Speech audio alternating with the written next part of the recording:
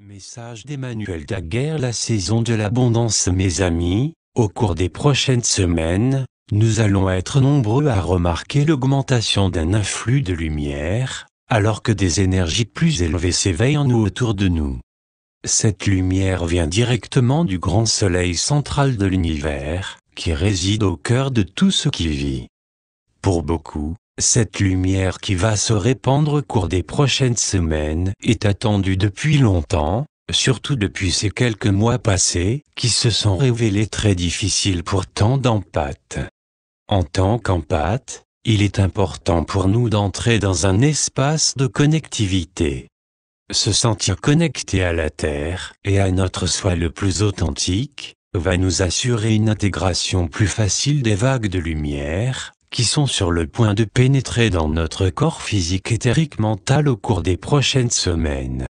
Il existe des façons simples de nous sentir plus connectés afin d'être prêts à ancrer de plus grandes quantités de lumière, telles que choisir de faire de notre joie une priorité, prendre le temps de nous nourrir et prendre soin de nous quotidiennement, jouer chaque jour que ce soit par la danse, les arts ou toute autre forme d'expression créative. Partager notre lumière, nos dons et nos talents ouvertement, abandonner le besoin de nous identifier à l'attachement aux détails du mental, y compris aux personnes, lieux et expériences, exprimer de la gratitude et de l'appréciation aussi souvent que possible, passer du temps à observer notre vie, plutôt que de réagir à nos expériences, par exemple, via la méditation. Manger des aliments qui améliorent la vie et nourrissent notre corps et notre mental, passer du temps dans la nature, et avec des animaux pleins de douceur, animaux de compagnie, créer du temps pour rire tous les jours, prendre de longues respirations profondes plusieurs fois tout au long de la journée. Il y a tellement d'autres choses que nous pouvons faire pour nous sentir connectés à notre esprit. La clé est de choisir quelque chose qui nous amène à un état de fluidité, afin que nous puissions intégrer facilement les téléchargements de lumière, qui se déversent dans notre dimension et dans notre réalité. Le solstice d'abondance. Les téléchargements de lumière, qui vont entrer prochainement dans notre corps, dans notre mental et dans notre énergie, vont nous soutenir en ancrant les dons, qui viennent toujours avec de puissants portails énergétiques. Ce mois-ci est celui du solstice d'été dans l'hémisphère nord et du solstice d'hiver dans l'hémisphère sud, à 12h24 du matin, heure de l'Est, le 21 juin 2017. Un solstice représente un temps d'achèvement et un nouveau départ. S'il y a quelque chose que nous sommes prêts à résoudre et à laisser aller, cette période est le bon moment pour le faire. Nous pouvons ensuite entrer dans la prochaine phase de notre voyage en nous sentant renouvelés, dans notre pouvoir, et prêts à créer la vie que nous désirons le plus. Le thème principal de ce solstice particulier est l'abondance. Qu'est-ce que l'abondance signifie vraiment ? Comment a été votre relation à l'énergie d'abondance au cours des années ? Est-ce que vous vivez dans l'abondance, en vous sentant en expansion ? Ou bien est-ce le contraire ? Poser ce genre de questions nous aide à utiliser au mieux les énergies du solstice, car les réponses se révéleront de manière favorable. Nous pouvons ensuite utiliser les réactions que nous recevons pour affiner, guérir ou renforcer notre relation à l'abondance d'une manière qui est alignée à notre être le plus authentique. Qu'êtes-vous prêt à créer plus, afin d'avoir plus d'abondance ? À quoi êtes-vous prêt à renoncer afin de pouvoir créer plus d'espace pour la réalité que vous souhaitez ? Ce sont également des questions précieuses qui peuvent nous aider à ancrer la véritable abondance. Les énergies autour d'un solstice ont la capacité de mettre en lumière nos désirs les plus chers et les plus authentiques. Tout ceci arrive grâce aux millions de personnes spirituellement conscientes à travers le monde, qui travaillent maintenant avec ces énergies, afin d'aider à créer un champ unifié d'amour, qui peut être exploité uniquement en ayant la simple intention de le faire.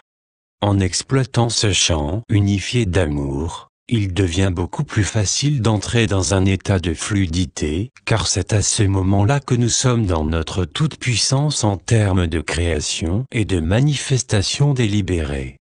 Pour vous connecter au champ unifié d'amour, je vous invite à passer quelques instants, tous les jours autour du 15 juin, où vous fermez les yeux, où vous vous concentrez sur une respiration profonde et détendue, et où vous affirmez simplement que vous choisissez de vous aimer, d'aimer les autres, et le monde qui vous entoure avec abondance.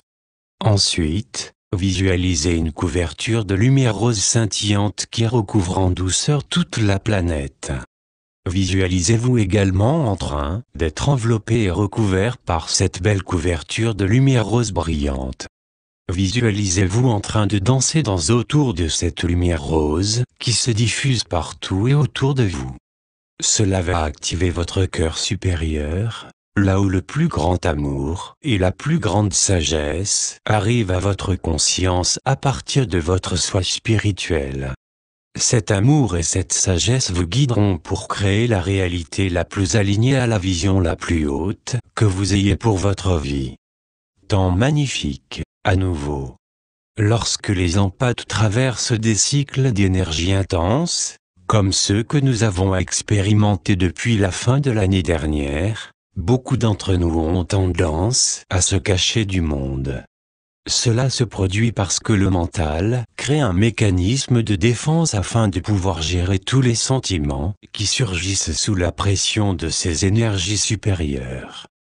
Je le compare à une chenille qui construit son cocon pour se créer un refuge, alors qu'elle devient papillon. Lorsque nous créons un cocon protecteur, les choses peuvent faire que nous nous sentons seuls et isolés. En conséquence, il est plus difficile d'être heureux et de se sentir connecté à notre soi de lumière. Bien que cela ne soit pas très confortable, être dans un cocon peut nous aider à en apprendre davantage sur nous-mêmes de manière beaucoup plus intime. Cela nous donne l'opportunité de réfléchir sur ce que nous sommes prêts à laisser partir et à libérer, afin que nous puissions alléger notre chargement et voler plus haut que jamais. Il est temps pour nous maintenant d'éliminer toutes les distractions qui nous ont maintenus dans notre cocon beaucoup plus longtemps que nécessaire. Cela inclut d'arrêter de regarder les informations ou toute autre forme de médias, ainsi que de voir quelles sont les personnes habitudes qui drainent notre énergie. C'est le moment pour nous de voler.